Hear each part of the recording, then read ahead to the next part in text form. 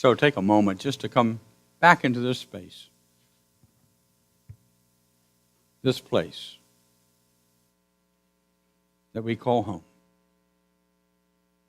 And so it is.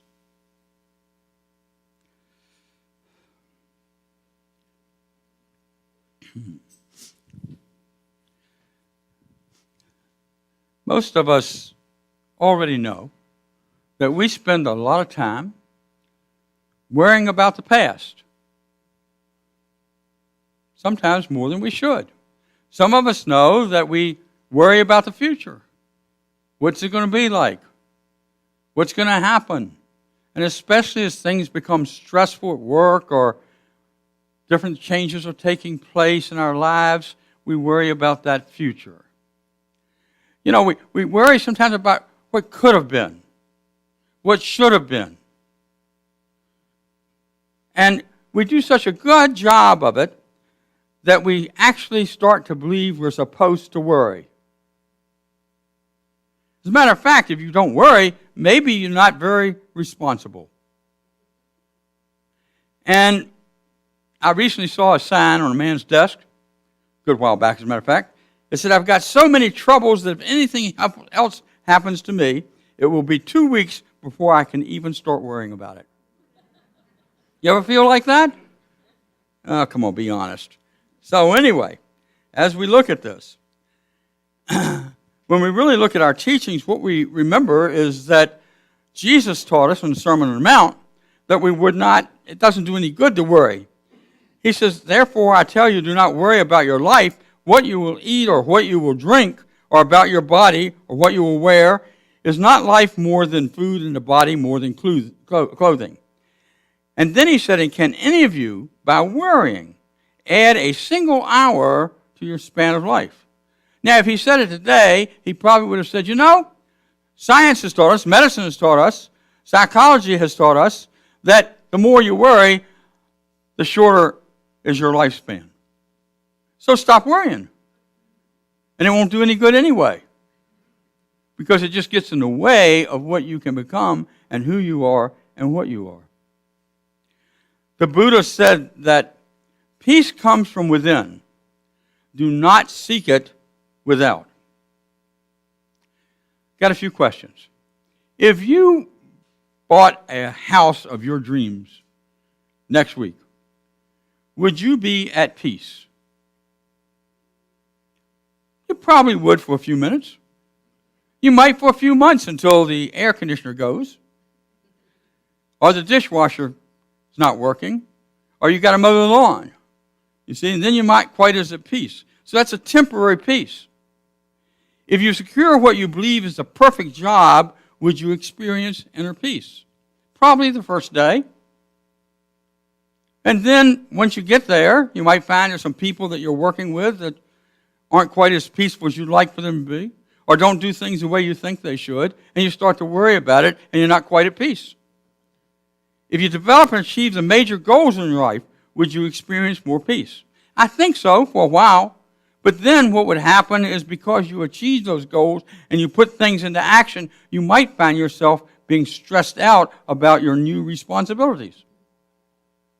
Now, I'm not downplaying those things. I'm not saying you shouldn't think about those things. I'm simply saying that what we need to understand is what is peace. And that inner peace is dependent not on external circumstances, but on the work that we do personally. There is a temporary peace, and that is not a consciousness of peace.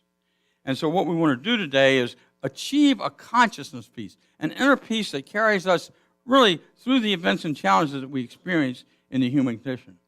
But what creates, or what are the things we can do to experience that inner peace? There's a guy by the name of Back, B-A-C, that's his name, Dennis, okay? He wrote a book called Overthinking. And he said that the way to peace is to get rid of the overthinking. He says that overthinking robs us of our peace. We are unaware of the effects overthinking has on us. So we have to stop and remember that we are overthinking. And he said, here's a way you can do this. Create an awareness app on your phone. Now, I said, listen to this. I said, create an awareness app. Because after the first service, people were going up and saying, I can't find an awareness app on my phone. Well, I don't think there's one. But create an awareness app, something that comes up, from notes or something like that, that says, oh, by the way, here's some questions you need to attend to in the moment. How do I feel right now? How many of us take the time during the day to say, how do I feel right now? Am I in stress? Am I in conflict? Or am I at peace? What am I thinking about right now? What's on my mind right now? And how does that make me feel or react or act? And if I act on my emotions, this is a great one, will I destroy or will I create? Will I empower somebody? Will I disempower somebody? Will I build somebody up or tear them down? Will I build myself up or tear myself down? So are my thoughts creative and loving and pushed by the power of love, or are my thoughts destructive and destroy the ideal image of who I truly am? So am I cutting my legs out from under myself? And as you look at that and create that app, what happens, I think, is that you start to become in touch with where you are, and you start to understand that you can set an intention of where you want to be if you're not there. That you can actually create the opportunity to be at peace within yourself, because it's there. It's always there. Spirit expressing through you only knows peace. Spirit expressing through you only knows love. Spirit expressing through you only knows compassion. Spirit is absolute. Spirit is always present within us, but we have to pay attention to Spirit. And as we pay attention, we start to step into the intention of how we want to show up, of who we are and what we are as spiritual beings. The second thing we have to do is recognize and claim our power to be at peace. When Jesus finished the Sermon on the Mount, he went away and he prayed for a while. Matter of fact, after big activities, that's what he always did. Do we do that? And I think it was to regain his centeredness. And then he went out on a boat with his disciples. And as the story goes, everything was calm when he got on the boat, but as they were out at sea, in the Sea of Galilee, the winds came up, and Jesus was sleeping peacefully. One of the nice things about sleep is that all of our thoughts, even our stresses, go to the back of our head and literally rest there. And sometimes we can get anxious when we sleep. Sometimes we can not be at peace. But if we're not and we wake up, then we can put ourselves at peace. And Jesus was demonstrating this because the disciples said, oh my gosh, we're going to drown. The seas are up. Jesus, do something for us. Got to look outside myself for peace. And Jesus said, oh, you have little faith. And he said, peace be still, and the storm subsided. Now, I don't know if it ever happened or not. It doesn't really make any difference. It's what can we learn from that lesson that's important. That when the storms of life are up and out and right in front of us, we can choose to say, peace, be still. To go within to our heart space and say, I am present in this moment, and Spirit is present within me. And I know that's not an easy task sometimes, because we get so excited about what's going on. We get so wrapped up in our truth that we can't really become more in the moment. And the truth is, it takes some experience, it takes some practice. We have to say, Spirit, be still. We have to say the storms of life are just there, and I can move through them. One of the things I personally believe is that when I can stay at peace within myself, I can direct the storms in my life to subside. I can come up with clearer ideas of what I should do, how I should show up. I can then be more of a vehicle for peace, because I am being peace in that moment. And you can do the same thing. That's what we teach here. And as we teach that, we say there's this opportunity to become exactly that.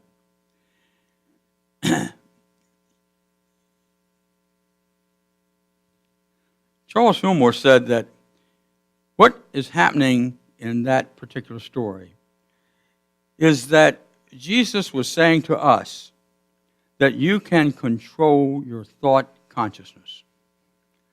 That you can, through faith, through understanding, through the work that you do, through prayer and meditation, you can control your consciousness. And so you can show up as peace, or you can show up in another way if you so choose.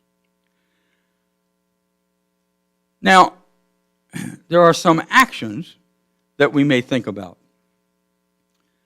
John Kennedy said many years ago, peace is a daily, a weekly, a monthly process, gradually changing opinions, slowly eroding old barriers, quietly building new structures. Not just in the world, but in your life. It takes time sometimes for us to move through. It takes time for us to even recognize what's blocking us from that peace. And as we do the work, we start to understand that and step into that. And when we step into that, we begin to open our minds to a different way of being. When we open our minds to a different way of being, we change our opinions, not only about ourselves, about life, but about others. And as we do that over time, any barrier can be overcome. There will be opportunity to grow. There will be opportunity to allow Spirit to speak to you. That's the awareness app that just went off. So, what is the action that I might take in order to be at peace within? That's what we all want. That's who we actually are, and that's why we want it. You see, we're already peace. We just have to step into it. We have to become a part of it, because that's what Spirit is. And as I do that, I look at some of the folks who, maybe some aren't alive right now, some are. One is, two of them are. And say, what do they say about this idea of peace? Well, Nelson Mandela said, if you want to make peace with your enemy, you have to work with your enemy. You have to work with your enemy. And when you do that, then he or she becomes your partner. And that's a difficult thing to do sometimes, because as long as we see somebody as an enemy, we can't see him as a partner. As long as we see somebody as an enemy, we can't see him as a friend. As long as we see somebody as an enemy, when we look in the mirror, we kind of see ourselves the same way. We're their enemy, and they're our enemy. And so we have to step out of that, as Nelson Mandela says, and find the partnership, and find the way in which we can dialogue and talk to one another. And that's so very important. When I went on the board of directors at Unity Worldwide Ministries, somebody got me aside and said, watch out for this person, another board member. And I didn't know what that meant, because I'm not accustomed to thinking that way.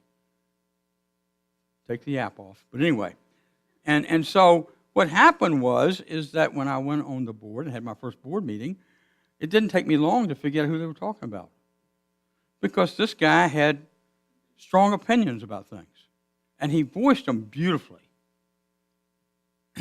And he would try to convince you that you should think the same way he does. But what I did notice is he was not offended if you did not.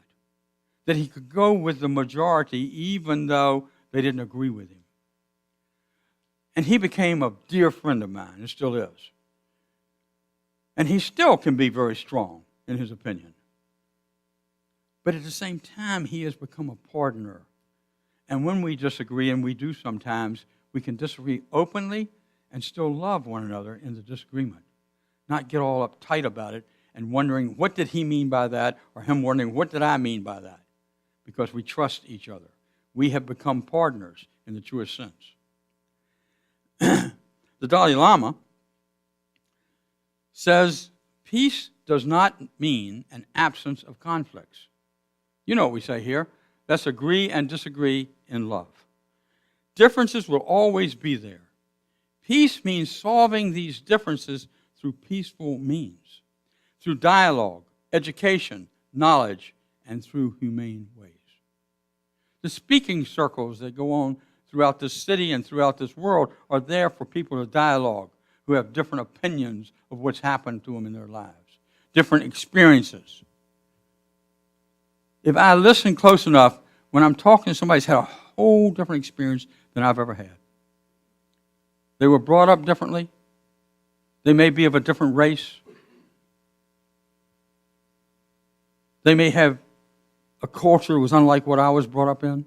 But if I listen, really listen, while I am at peace within, I can hear them.